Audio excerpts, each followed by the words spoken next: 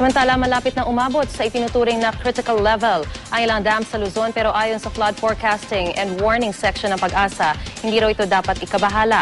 Base sa datos na kanilang nakalap kaninang alas 6 na umaga, tumaas po sa 100.44 meters ang level ng tubig sa Ipo Dam. 99.78 lang ang level nito kagabi. Bahagya itong malapit sa normal high level na 100.88 meters, pero hindi pa raw nanganganib umapaw.